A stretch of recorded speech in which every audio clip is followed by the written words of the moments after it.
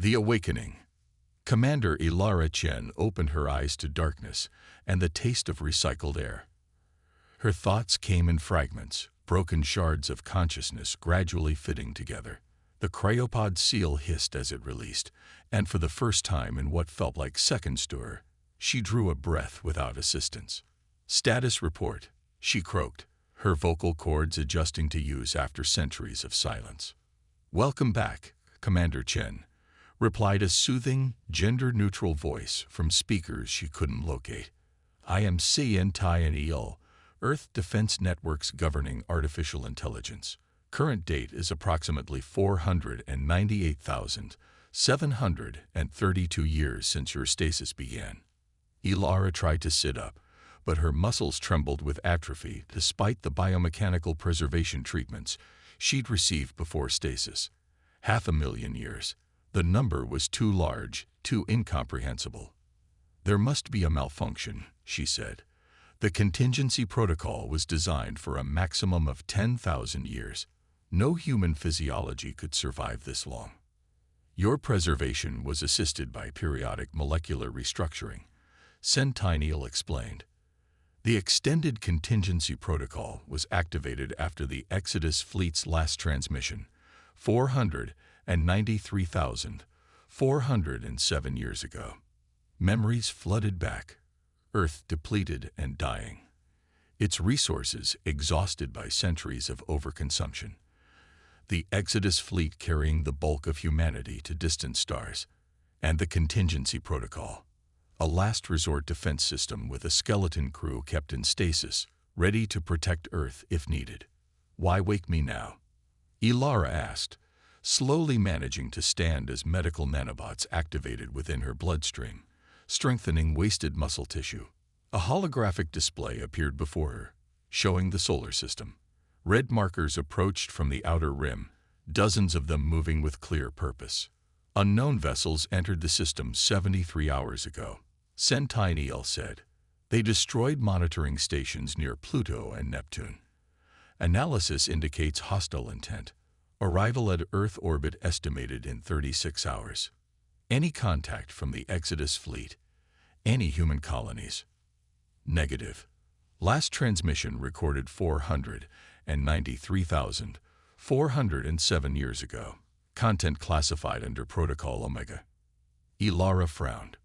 Protocol Omega was the highest security classification, information so sensitive that even she, then Earth Defense Force's highest-ranking officer, had only partial access.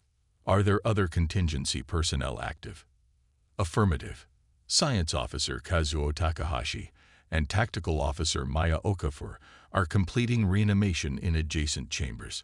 Defense systems are at 87% operational capacity." Ilara looked at her hands, pale but functional. 500,000 years of sleep, and now she was humanity's last line of defense. But defending what? An empty Earth. "Show me the planet," she ordered. The holographic display shifted to a real-time view of Earth. Ilara gasped. The continents had drifted, forming new configurations. Where there had once been deserts, lush forests now grew. The ice caps had reformed, and the oceans shimmered a healthy blue. "Earth has regenerated," she whispered. "Affirmative. Following human departure, planetary ecosystems rebalanced over approximately 15,000 years. New species evolved.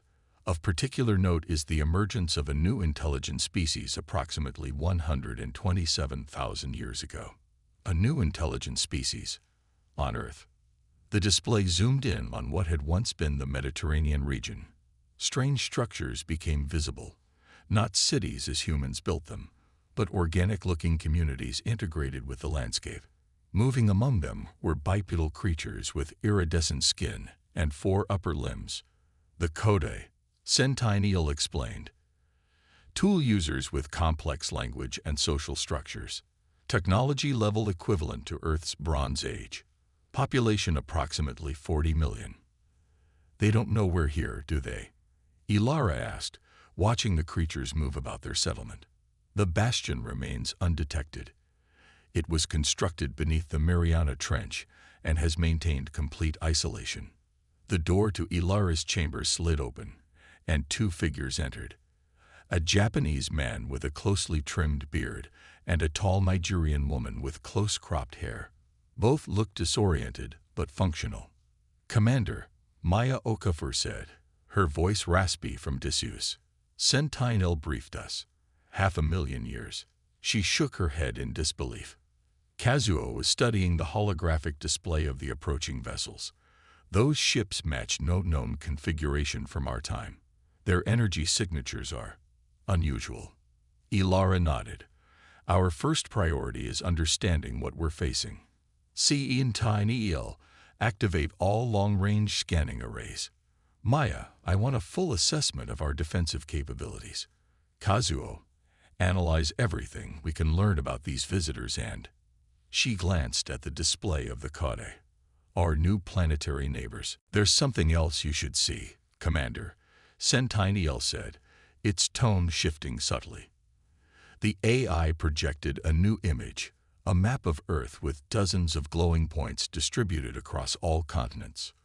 "What am I looking at?" Ilara asked. "The network," Sentinel replied.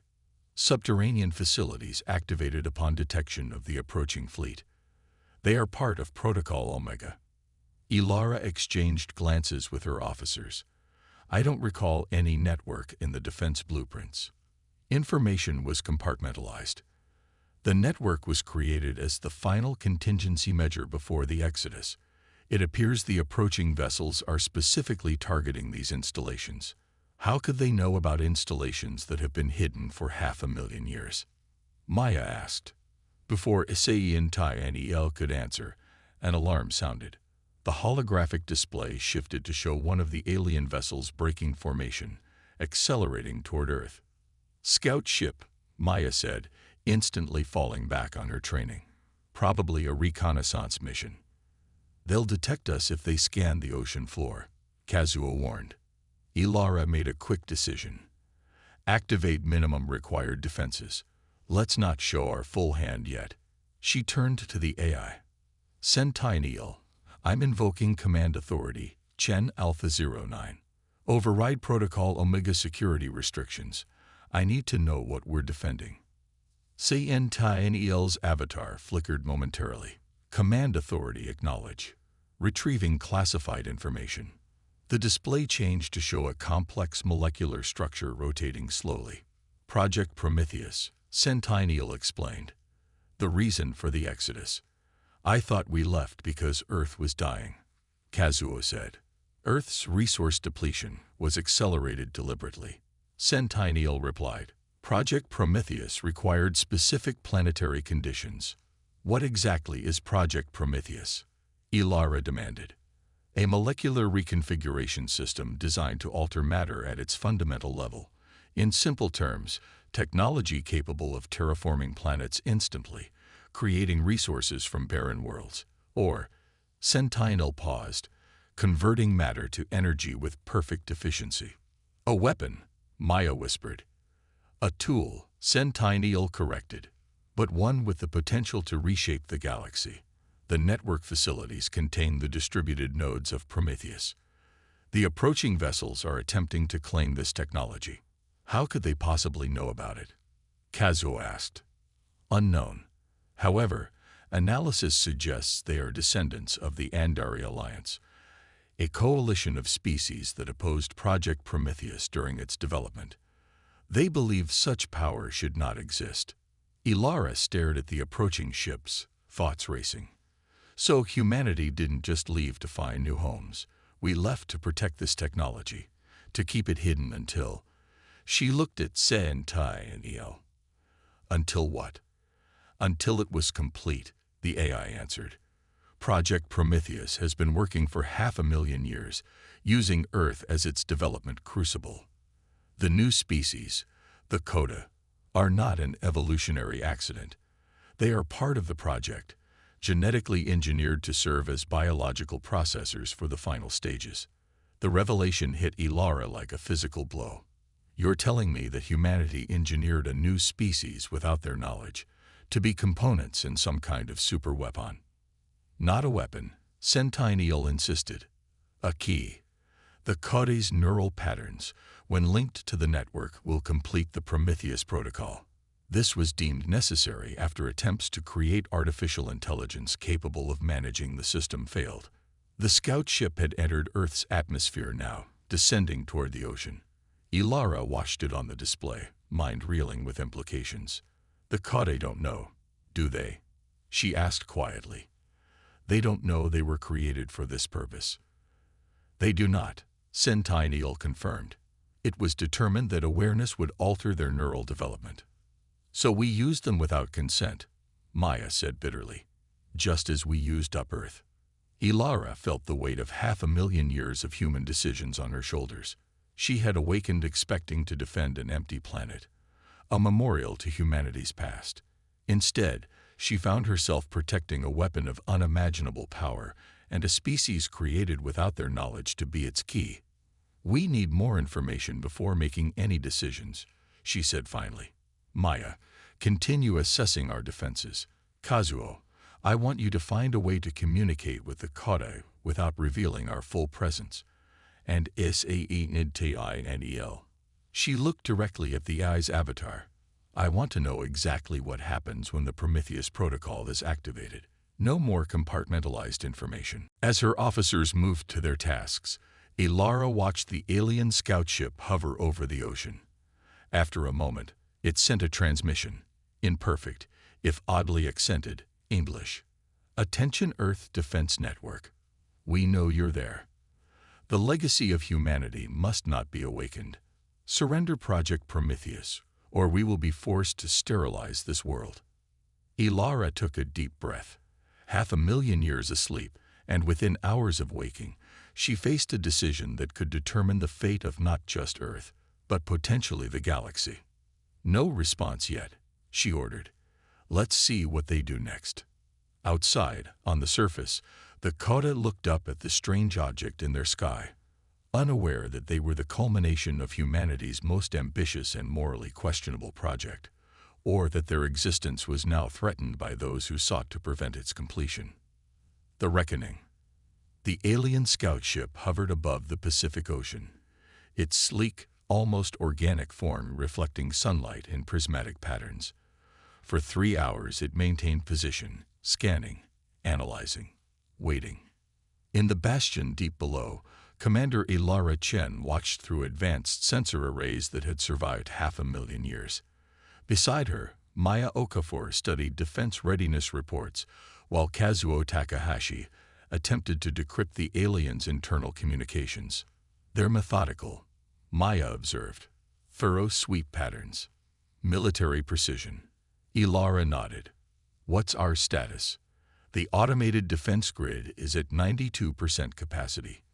We have orbital platforms with kinetic strike capabilities, atmospheric interceptors, and the main fleet in lunar shadow. All automated, all functional. Maya paused. It's impressive engineering, designed to last almost indefinitely. Not indefinitely enough, Kazuo muttered. I've analyzed their transmissions. They're calling themselves the Andari Covenant. According to Centennial's archives, they evolved from the Andari Alliance of our time. A 500,000-year grudge, Ilara said. That's dedication. Kazuo brought up new data on the holographic display. There's more. I've analyzed the Code communication patterns from our surveillance. Their language has structural elements similar to ancient Sanskrit and Mandarin Chinese. That's impossible, Maya said. Those languages would have been extinct long before the Code evolved. Unless they didn't evolve naturally, Kazuo replied. Centennial, explain how the Code were created. The AI's avatar appeared. The Code were genetically engineered from preserved human DNA combined with native Earth species that evolved after the Exodus. Their neural patterns were specifically designed to interface with the Prometheus network. So they're part human, Ilara said, watching footage of the iridescent four-armed beings. Does that make this better or worse? Both, Kazuo answered. It means they might understand us. But it also means our ancestors essentially created a slave species designed for a single purpose. The scout ship suddenly moved, descending until it nearly touched the water's surface. It extended a probe that pierced the ocean. "They're searching for us," Maya said. "Should I activate countermeasures?" Ilara hesitated. "Not yet. Let's see." Before she could finish, Sciential interrupted. "Multiple energy signatures detected. The main Andari fleet has accelerated. New arrival estimate, 12 hours. They found something," Ilara realized. "Maya, activate our stealth systems. Minimum power signature." The scout ship retracted its probe and ascended rapidly, breaking atmosphere in seconds. What did they find? Kazuo wondered. "Sciential, show me the nearest Prometheus network node to our location," Ilara ordered. The display shifted to show an underwater installation less than 5 kilometers from the bastion. "They know where the nodes are," Ilara said. "That's what they're tracking." "How?" Maya asked. "This technology has been hidden for 500,000 years. Perhaps not completely," Sciential said. "Historical records indicate that before the Exodus, there was debate about the ethics of Project Prometheus. A splinter group opposed the project and may have shared information with the original Andari Alliance." "Human traitors," Maya said bitterly. "Or humans with consciences," Kazuo countered. "Creating a species designed to be used as biological processors isn't exactly ethical high ground." Ilara cut them off. "Whatever happened in the past, we need to decide what to do now. Sciential, what happens if the Andari destroy the Prometheus network?" "The network is hardened against conventional attacks," Sciential explained. "However, sustained bombardment would eventually breach containment. The resulting energy release would render Earth uninhabitable." "And the Kode?" Ilara asked. "They would not survive." Ilara paced the command center. "And if Prometheus is activated as intended, the Kode neural patterns would be integrated into the network. The technology would become fully operational, giving us control over matter at the fundamental level," Kazuo said, "making us essentially gods." "No species should have that power," Maya said quietly. "Maybe the Andari are right." Ilara studied the displays showing both the approaching fleet and the Kade settlements. "We're missing something. Why wake us now? Why not let the Andari destroy the network?" "Sciential, what's your primary directive?" The AI's avatar flickered. "My primary directive is to protect Earth and ensure the successful completion of Project Prometheus." "And what constitutes successful completion?" Sciential hesitated. "The integration of the Kode neural patterns and the activation of the full network." Ilara leaned forward. "And after activation, what then?" Another pause. "Project Prometheus will transmit its operational parameters to the Exodus fleet's last known coordinates." The three humans exchanged glances. "You're a beacon," Ilara realized. "Once Prometheus is active, it signals humanity to return." "That is correct," Sciential confirmed. "The Exodus was never intended to be permanent. Earth was to be reclaimed once Prometheus reached operational status." "500,000 years later?" Maya asked incredulously. "No one could have planned for that time frame." "The original estimates were much shorter," Sciential admitted. "Complications arose. The Kade required more generations to reach appropriate neural complexity than anticipated." Ilara made a decision. "We need to contact the Kode. They deserve to know what they are, what's happening to their world." "Commander, with respect," Maya objected. "They have Bronze Age technology. How do you explain 500,000 years of human engineering to them?" "We have to try," Ilara insisted. "Kazuo, prepare a first contact package. Something simple they might understand. Sciential, locate a small Kode settlement away from major population centers." As Kazuo began working, another alert sounded. "Multiple objects separating from the main Andari fleet," Sciential reported, "appear to be bombardment platforms." "They're not waiting," Maya said grimly. "They're going to try to destroy the network from orbit." Ilara straightened. Activate defense grid. Intercept those platforms before they reach atmosphere. Kazuo, I need that contact package now. Maya, ready our fleet. The Bastion came fully alive, systems that had waited for eons powering up.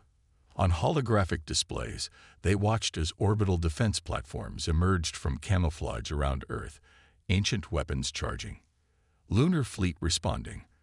Sentai and EL reported as ships appeared from behind Earth's moon, sleek and deadly, moving to intercept positions.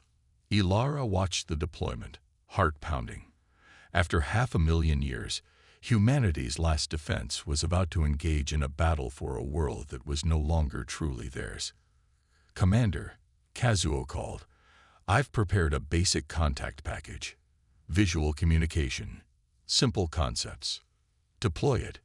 Ilara ordered. Find a small settlement and make contact. We need them to understand what's coming. As Earth's ancient defenses moved into position, a small probe launched from the Bastion, speeding toward a coastal Kade settlement. It carried humanity's first message to their unwitting creations, and potentially their last hope for survival. The probe surfaced offshore from a small Kade village, projecting a holographic image of a human figure, a simplification of Ilara's form. The nearest Kade froze, their forearms raised in what might have been alarm or wonder. Through surveillance, Ilara watched their reaction. Sentai and EL, can you translate their vocalizations? Working on linguistic patterns, the AI replied. There are similarities to ancient human languages as anticipated. The hologram began the simple message Kazuo had prepared. Images showing the approaching ships, the danger they represented, and the concept of cooperation. Their gathering, Maya observed as more Kade approached the projection. They don't seem panicked. Curious, Kazuo agreed. Almost like they've been waiting for this. An older Kade with elaborate markings on its iridescent skin approached the hologram. It made complex gestures with its 4 hands and spoke in a melodic language. Translation approximated. Sentai and EL announced. They say, the caretakers return as foretold. The time of joining approaches. Ilara frowned. Caretakers? Joining? They have prophecies about us. Not prophecies, Sentai and EL said after a moment. Genetic memory. The Kode were programmed with subconscious awareness of their purpose. It emerges in their cultural mythology as they develop. That's why you needed us to wake up, Ilara realized. You can't communicate with them directly. You need human intermediaries to complete the connection. Correct, Sentai and EL confirmed. The final activation requires both Kode neural patterns and human authorization. Above them, the battle had begun. Andari bombardment platforms clashed with Earth's orbital defenses, bright flashes visible even from the ground. The Kode looked skyward, their movements suggesting concern but not panic. The elder Kode made more gestures toward the hologram. They ask if it is time for the great joining. Sentai and EL translated. They have prepared for generations. They know, Ilara whispered. On some level, they've always known what they were created for. That doesn't make it right, Maya argued. They may accept their purpose, but they don't understand what it means. A massive explosion lit up the sky as one of the Andari platforms breached a section of orbital defenses. Debris burned through the atmosphere like falling stars. We're running out of time, Ilara said. Sentai and EL, show me the status of the Prometheus network.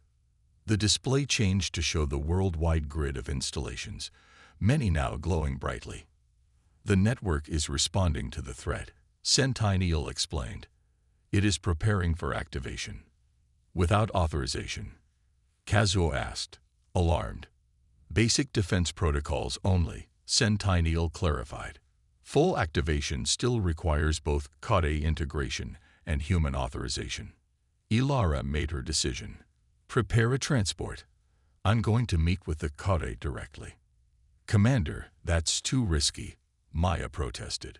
We're out of options, Ilara replied. The Andari want to destroy the network. If they succeed, Earth dies along with the Kode. If we activate Prometheus, we're using an entire species as components in a system we barely understand. What's your plan? Kazuo asked. To offer them a choice, Ilara said. The choice our ancestors never gave them. Within minutes, Ilara was aboard a small submersible, rising toward the surface near the Kade village. The craft was designed to transition from water to land, its systems operational despite centuries of dormancy. As the vessel reached shore, the gathered Kode stepped back, their movements suggesting reverence rather than fear. Ilara took a deep breath and opened the hatch. The air of Earth after 500,000 years felt strange in her lungs, richer somehow, filled with scents she couldn't identify. She stepped onto land that no human had walked upon for eons. The Kade elder approached, its four hands making elaborate patterns. Up close, Ilara could see that the being's iridescent skin had patterns that shifted with its emotions, and its eyes, 3 of them, arranged in a triangle, regarded her with unmistakable intelligence. "Sen Taidiel, translate for me," Ilara said through her communicator. She addressed the elder directly. "I am Commander Ilara Chen of humanity. We created your ancestors long ago. Now both our peoples face destruction from those who fear what we built." As Sen Taidiel translated, the elder's skin patterns shifted rapidly. It responded in its musical language. "The elder says they are the Kode, children of purpose," Sen Taidiel translated. "They have awaited the day of joining since the first awakening. They ask if you have come to complete the Great Circuit." "The Great Circuit is dangerous," Ilara replied carefully. "It would change your people forever. You would become part of something vast and powerful, but you would no longer be as you are now." The elder conferred with others, then responded. "They say this is their purpose, their destiny. For thousands of generations, they have prepared for this moment." In the sky above, the battle intensified. Earth's ancient fleet engaged the Andari ships, energy weapons creating auroras in the upper atmosphere. A stray shot struck nearby, the ground trembling beneath their feet. "There is little time," the elder said through Sen Taidiel's translation. "The destroyers seek to prevent the joining. We must complete what was begun." Ilara looked at the Kode gathered around her, at their world now caught in a war they didn't create. "If we activate the network, your consciousness will become part of it. You understand this?" "We understand," the elder replied. "We were made for this purpose, but we require the first makers to complete the circuit. And if I refuse, if I believe you deserve to choose your own destiny," the elder's skin shifted to deeper hues, "then the destroyers will prevail. The network will be broken. Our world will burn. All that we are, all that you were, will be lost." A massive explosion rocked the ground as an Andari weapon breached planetary defenses, striking a distant network node. A pillar of light erupted from the impact site. "Node 7 breached," Sen Taidiel reported in Ilara's ear. "Catastrophic energy release imminent. Estimated destruction radius, 800 kilometers. Evacuate the nearest Kade settlements," Ilara ordered. "Insufficient time," Sen Taidiel replied. "Energy cascade will reach critical threshold in approximately 4 minutes." The elder placed one of its hands on Ilara's arm. "We accept our purpose," it said. "Do you accept yours, last caretaker?" Ilara looked into the being's 3 eyes and saw not resignation but resolve. The Kade had been engineered for a purpose, yes, but over thousands of generations, they had made that purpose their own. "Sen Taidiel, what do I need to do?" she asked. "You must authorize network activation using command protocols. The elder must link with the nearest node simultaneously." Ilara nodded to the elder. "Together, then." They moved quickly to a stone structure at the village center. The Kade had built their settlement directly above a network node, their entire civilization organized around the technology buried beneath them. The elder led Ilara to a simple altar. As they approached, the stone surface began to glow with patterns that matched those on the elder's skin. "Place your hand here," Sen Taidiel instructed, highlighting a section of the altar. "Speak the activation phrase." Prometheus assented. Ilara hesitated, the weight of two species' futures heavy on her shoulders. What happens after activation? What does Prometheus actually do? Project Prometheus was designed to elevate consciousness beyond physical limitations, Centennial explained. The coding neural patterns, combined with the network's processing power and human ethical frameworks, will create a new form of intelligence, one capable of manipulating reality at the quantum level. And humanity planned to return and control this power, Ilara guessed. That was the original intention, Centennial confirmed. However, after 500,000 years, it is unlikely that humanity as we knew it still exists. Another explosion shook the ground. 2 minutes to cascade failure, Centennial warned. The elder placed all 4 hands on different sections of the altar, its skin glowing in synchronization with the patterns beneath. Ilara made her decision. She placed her hand on the indicated section and spoke clearly. Prometheus ascended. The altar erupted with light that engulfed both her and the elder. Ilara felt a strange sensation, as if her consciousness was simultaneously expanding and being joined by others. Millions of Kade minds connecting across the planet, the network nodes activating in sequence. Through this expanded awareness, she sensed the Andari fleet, felt their weapons striking Earth's defenses. She understood now what they feared, not the power itself, but the fundamentally human decision-making that would guide it. With a thought that was both hers and not hers alone, the network responded. The Andari weapons simply stopped. Matter rearranged at the quantum level, energy redirected harmlessly into space. The cascade failure from the damaged node reversed, atoms rebuilding themselves. Through the shared consciousness, Ilara communicated with the entire Kade species, and through them, with the network itself. "We will not use this power as my ancestors intended," she thought. "We will not dominate or control." The response came not in words but in understanding. The Kade had evolved beyond the simple tool they were designed to be. Through generations of development, they had achieved a wisdom that complemented human ingenuity and ambition. Together, they reached out to the Andari fleet. Instead of destruction, they offered communication, a direct link to the shared consciousness, an understanding of what Prometheus had become. Many of the Andari resisted, their fear too deeply ingrained, but some connected, and through them, Ilara and the Kade shared their intention. Prometheus would not be a weapon or a tool of control, but a caretaker for all life. Slowly, Ilara felt her consciousness returning to her body. The connection remained, but more distant now, a whisper rather than an overwhelming presence. The elder stood before her, its skin patterns settling into a gentle, rhythmic pulse. "It is done," it said, its words now directly understandable to Ilara. "The joining is complete. We are more than we were, yet still ourselves." Ilara looked up at the sky, where the battle had ceased. The Andari fleet remained in orbit, but their weapons were silent. "They understand now," the elder said. "Some will accept, others will take time." "And what happens to Earth?" Ilara asked. "To the Kade and to us." The elder's skin rippled with what Ilara now recognized as amusement. "Earth heals.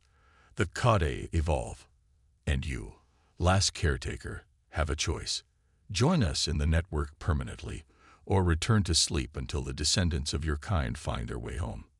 And if they never return, then Earth continues without them, as it has for 500,000 years. But now with guardians who remember humanity's legacy, both its flaws and its remarkable vision." Ilara looked around at the world humans had abandoned, at the species they had created, and at the future they had unwittingly shaped. After 500,000 years, humanity's greatest creation wasn't Prometheus itself, but the wisdom to know when to let go of power rather than wield it. "I think," she said finally, "I'd like to stay awake for a while. There's much about this new Earth I'd like to learn." The elder's skin glowed with approval. "Then we shall learn together, last caretaker of humanity, and first witness to what comes next." Above them, some of the Andari ships began to depart, while others remained, no longer enemies, but wary observers of what Earth would become. The Prometheus network, now fully awakened, settled into its new purpose, not to serve humanity's return, but to protect the delicate balance of life on a planet that had survived humanity's absence. In the bastion below the ocean, Maya and Kazuo monitored the changes through Sentinel, understanding that while they had fulfilled their duty as humanity's guardians, they had also helped birth something entirely new, a legacy far different from what their ancestors had intended, but perhaps better than they could have imagined. 500,000 years after humanity's departure, Earth had found not just new caretakers, but a new purpose, one that honored human ingenuity while transcending human limitations. And somewhere in the vastness of space, if human descendants still existed, they would one day return to find not the weapon they had left behind, but a world transformed by the best of what humanity had been.